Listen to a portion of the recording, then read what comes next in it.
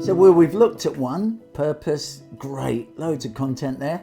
Now we're looking at the second, which is dealing with bumps in life and stress. Give us what they've said at the World Health. So the World Health Organization said that mental health is the ability to cope with the normal stresses of life. Now, the first thing to qualify is the fact that it's a pretty vague definition, because actually the normal stress of life are going to be different for every person. But the only qualifying factor is normal. And what I would say is that actually we should anticipate experiencing some emotional distress when things get really turbulent. It would be strange if we didn't. This is more about the sort of elasticity that's necessary to deal with the normal everyday bumps in the road. So what positive mental health looks like, what good mental health looks like, is the ability to navigate those things without kind of finding them too catastrophic or without getting stuck in a place of not being able to cope. As I say, the best way of looking at it is an elastic band, that actually we can stretch and flex, but at the end of the day we can unstretch and come back to our original shape. And that flexibility is what resilience really is. It's the ability to extend and then to contract in the face of the normal stress of life. You don't want it to snap though. No, exactly. And sometimes, lots of small things can become overwhelming.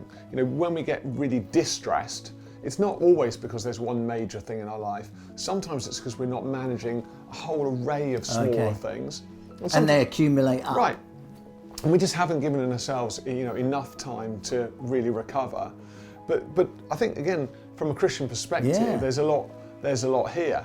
The Christian life isn't free of trouble. In fact, I think Jesus said the opposite. He said, in this life you're going to have trouble, is what he said, I believe. Absolutely. And there's obviously some things that we can flex through, but also I think the key note for me as a Christian is the fact that when it's overwhelming, that God is with me. That actually is not all dependent on my ability to manage stress. Is actually the sense of God's presence, His alongside presence in time of challenge. That's another element of resilience. Surely that, with a biblical framework, is what prayer is all about. And actually, when you are feeling that, we're told, aren't we, don't be anxious but pray. That lifeline builds resilience and strength and feeds out internal to cope with that, doesn't it? Yeah, I really like the way this fits with the World Health Organization's definition, because they're saying, cope with the normal stress of life. As Christians, we're not called to pray about every single little decision. Should I do this, Lord? Should I do that, Lord? Or should I park here, Lord? We would be completely inactive. Like, God's given us sort of agency and a mind and capacity to do normal things. But there are also moments when life is overwhelming, when we're really in the storm. And that's the moment when we can pray and ask God for His resilience.